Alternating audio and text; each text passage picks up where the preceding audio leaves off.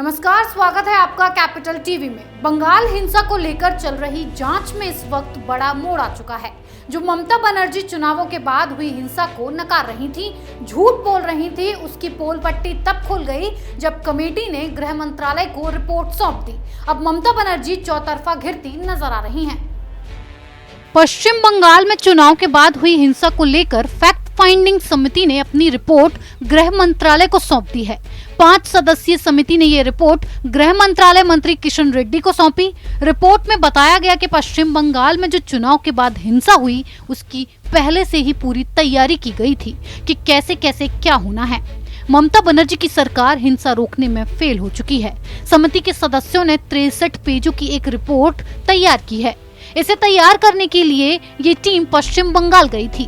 वहां से 200 से ज्यादा तस्वीरें और 50 से ज्यादा वीडियो का विश्लेषण कर इस रिपोर्ट को तैयार किया गया है। केंद्रीय गृह राज्य मंत्री किशन रेड्डी ने कहा, पश्चिम बंगाल में चुनाव के बाद हुई हिंसा के संदर्भ में समिति का गठन किया गया था। उसने अपनी रिपोर्ट सौंप दी है। चुनाव के बाद 25 लोगों की हत्या हुई, 15,000 हिंसा की घटनाएं हुई और 7,000 महिलाओं के ऊपर अत्याचार हुआ है। 16 जिलों में राजनीतिक हिंसा हुई। हिंसा के दौरान हुए नुकसान के कारण लोग डरकर दूसरे राज्यों की तरफ चले गए हैं। समिति द्वारा दी गई रिपोर्ट को हम गृह मंत्रालय के द्वारा जांच करेंगे। मामले में जो भी कदम उठाने होंगे हम उठाएंगे। समिति ने आगे ये भी खुलासा किया कि एक खास पार्टी के लोगों को टारगेट करके उन पर हमला किया गया था। इस दौरान पुलिस ने बड़ी लापरवाही की। पुलिस ने उन लोगों को न्याय न देने की जगह उन्हीं पर मामला दर्ज कर दिया।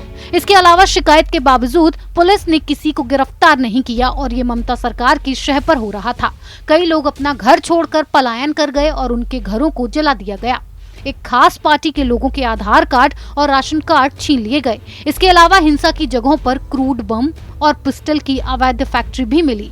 आपको बता दें कि राज्य सरकार लगातार इस समिति को आने से मना कर रही थी, पर जब समिति पहुंची तो कई खुलासे हुए हैं और अब ममता बनर्जी घिरती नजर आ रही हैं।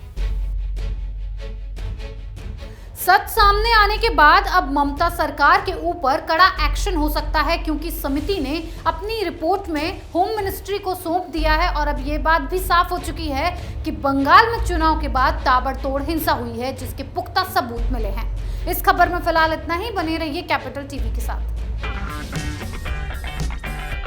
अगर आपको हमारा वीडियो पसंद आया हो तो इसे लाइक करें, हमारे चैनल को सब्सक्राइब करें और हाँ, बेल आइकन दबाना ना भूलें ताकि आप तक हमारे वीडियो की नोटिफिकेशन पहुंचती रहे। आप अपना सुझाव हमें कमेंट बॉक्स में दे सकते हैं। हमारे साथ जुड़ने के लिए शुक्रिया।